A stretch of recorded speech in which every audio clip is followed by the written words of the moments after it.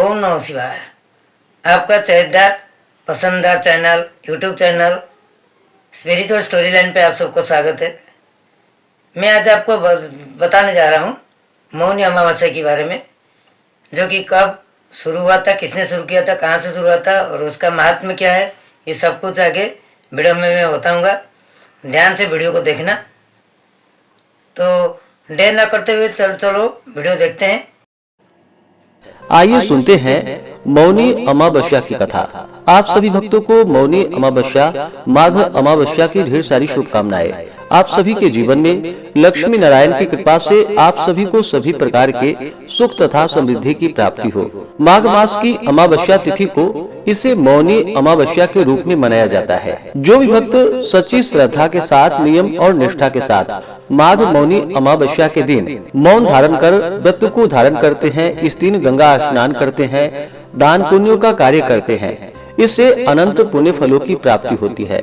मौनी अमावस्या, जो कि यह योग पर आधारित महापर्व है, मान्यताओं के अनुसार इस दिन पवित्र संगम में देवताओं का वास माना गया है, इसलिए इस दिन गंगा स्नान का विशेष महत्व है। माघ महीने को, जो कि कार्तिक महीने के समान ही पुण्य मास कहा गया है, इस दौरान, जो कि प्रयागराज तीर्थ आदि क्षेत्रों में लोग माघ मास के दौरान कल्पवास करते हैं, वहीं पे गंगा स्नान, दान पुण्यों का कार्य प्रत्येक दिन करते हैं। खास करके मौनी अमावस्या तिथि के दिन, इस दिन गंगा स्नान करना, दान पुण्यों के कार्य करने का विशेष महत्व माना गया है। इस बार मौनी अमावस्या, जो कि 18 जनवरी 2026 दिन रविवार को पड़ा है। संगम में स्नान के संदर्भ में एक अन्य कथा का उल्लेख आता है, वह है सागर मंथन की कथा।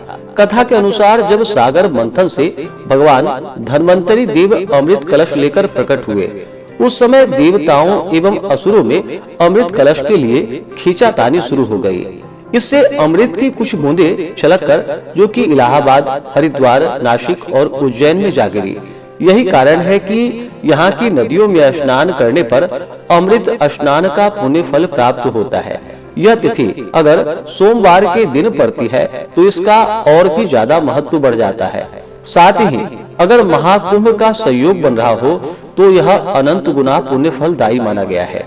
शास्त्रों में कहा गया है, सतयुग में जो पुण्य तप से मिलता है, द्वापर में हरि भक्ति से, त्रेता में ज्ञान से, कलयुग में दान से, लेकिन माघ मास में संगम स्नान हर युग में अनंत पुण्यदायी माना गया है। इस तिथि को पवित्र नदियों में स्नान के पश्चात अपने सामर्थ्य के अनुसार अन्न, वस्त्र, धन, गौ, भूमि तथा स्वर्ण, जो भी आपकी इच्छा हो, जो भी आपका सामर्थ्य हो, तो अपने सामर्थ्य के अनुसार इन कार्यों को करना चाहिए तथा पितरों के निमित्त श्राद्ध, तर्पण आदि का कार्य भी करना चाहिए। इससे पितरों का आशीर्वाद प्राप्त होता है।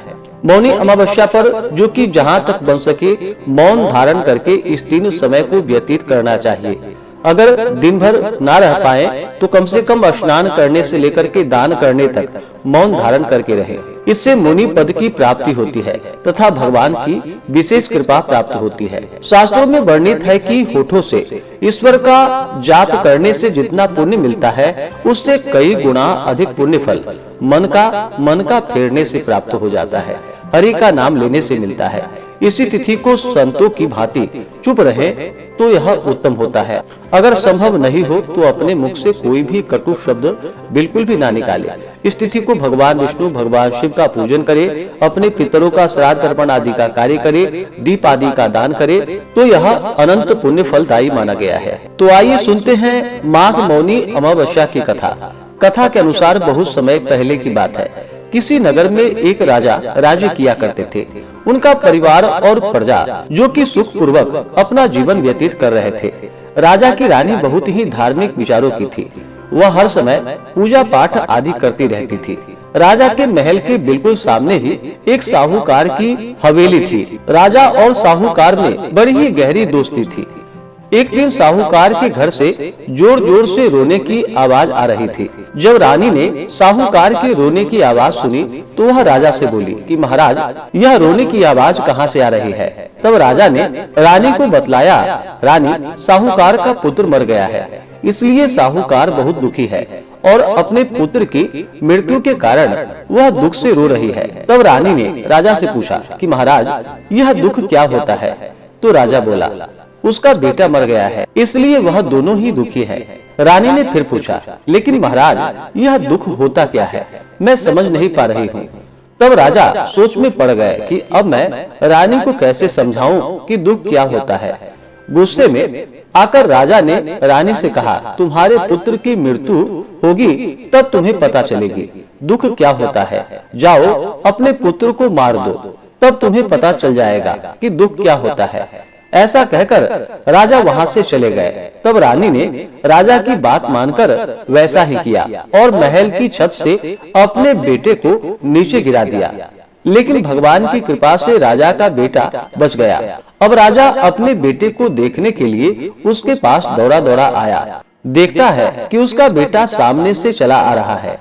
उसे देखकर राजा को बहुत ही आश्चर्य हुआ। इतनी ऊपर से गिरने पर भी उसके बेटे को एक खरोच भी नहीं लगी थी। तब रानी ने राजा से फिर पूछा कि हे महाराज, अब बतलाइए कि दुख क्या होता है। तो राजा बोला, पड़ोसी राज्य के सैनिक युद्ध कर रहे हैं और अब मैं अकेला ही उनसे लड़ने जाऊंगा। जब मेरी मृत्यु का समाचार तुम्हें प्राप्त होगा तब तुम्हें पता चलेगा कि दुख क्या होता है। राजा युद्ध के मैदान की ओर चल पड़ा, लेकिन अमावस्या माता की कृपा से राजा अकेले ही जीतकर महल वापस लौट आया। अब राजा भी सोच में पड़ गया, आखिर क्या कारण है कि रानी को मैं यह नहीं समझा पा रहा हूँ कि दुख क्या होता है। तब राजा ने रानी को बुलवाया और उससे कहा, हम गंगा यात्रा के लिए जाएंगे, तुम तैयारी कर लो। वहां जाकर मैं गंगा में कूदकर अपनी जान दे दूंगा, तब तुम्हें एहसास हो जाएगा कि दुख क्या होता है। उधर कैलाश पर्वत पर भोलेनाथ और माता पार्वती यह सारा दृश्य देख रहे थे। भोलेनाथ माता पार्वती से बोले कि हे पार्वती, कलयुग में तुम्हें एक सुखी आत्मा के दर्शन कराता हूँ। तब भगवान शिव ने एक बकरे का और माता पार्वती ने एक बकरी का रूप धारण कर लिया। वह दोनों एक नदी के किनारे घास चरने लगे। इतने में राजा और रानी की सवारी वहां पर आ पहुंची। सुंदर नदी को देखकर रानी राजा से बोली, राजन, हम यहीं विश्राम करते हैं और फिर आगे बढ़ेंगे। राजा रानी वहां उतर गए और पेड़ की छाया में बैठ गए। कुछ देर बाद राजा पानी लेने के लिए चला गया। जब बकरी का रूप धारण करे, माता पार्वती भोलेनाथ से बोली, इस रानी को दुख का एहसास क्यों नहीं हो रहा है? यह दुख कब देखेगी? इसे दुख क्यों नहीं मिल रहा? रानी ने उस बकरी को इंसान की भाषा में बात करते हुए सुन लिया। तब भगवान शिव माता पार्वती से कहने लगे, अपने पिछले जन्म में इस रानी ने अमावस्या का व्रत किया है, इसलिए इस जन्म में यह रानी बनी है और सुख का आनंद ले रही है। गंगा जी में बह जाने पर भी राजा की मृत्यु नहीं होगी। रानी ने बकरा और बकरी बने भोलेनाथ और माता पार्वती की सारी बातें सुन ली। फिर जब राजा पानी लेकर आया तो रानी ने उसे सारी बात बता दी। वह दोनों वापस अपने महल को लौट आए और राजा ने अपने राज्य में घोषणा करवाई, अब से सभी लोग अमावस्या का व्रत करेंगे। राजा खुद भी अमावस्या की पूजा व्रत करने लगा। तो बोलिए प्रेम से अमावस्या माता की जय। माघ मास की अमावस्या तिथि प्रारंभ समय जो कि 17 जनवरी 2026 दिन शनिवार रात्रि 12:06 और अमावस्या तिथि की जो समाप्ति है वह 18 जनवरी 2026 दिन रविवार रात्रि 1:20 पे अमावस्या तिथि की समाप्ति है। तो इस बार माघ मौनी अमावस्या जो कि 18 जनवरी 2026 दिन रविवार को है। तो सभी गंगा स्नान, दान, पुण्यों का कार्य जो भी करने वाले हैं, पितरों का श्राद्ध तर्पण आदि का कार्य करने वाले हैं, व्रत को धारण करने वाले हैं, वो सभी 18 जनवरी रविवार के दिन इन कार्यों को करेंगे।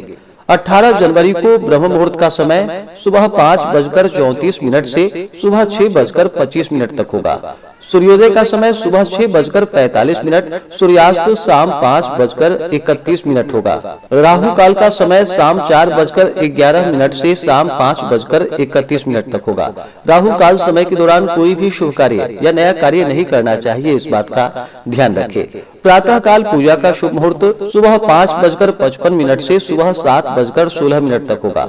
शाम को पूजा का शुभ मुहूर्त शाम 5:47 से शाम 7:10 तक होगा। जो भी पितरों का श्राद्ध तर्पण आदि का कार्य करने वाले हैं वो सभी जो कि सुबह 11 बजे से लेकर के दोपहर 1:30 तक इन कार्यों को संपन्न करे तो बड़ा ही पुण्य फलदायी होगा। 18 जनवरी को नक्षत्र जो कि पूर्वाषाढ़ा होगा सुबह 10:15 तक, उसके बाद उत्तराषाढ़ा नक्षत्र होगा।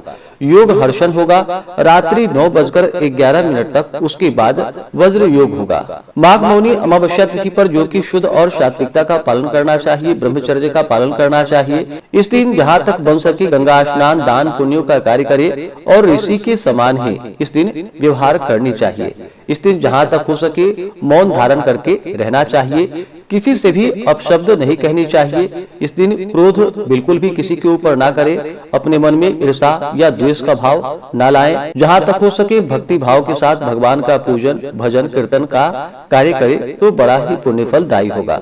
तो आशा करता हूँ कि यह जानकारी आपको अच्छा लगा हो।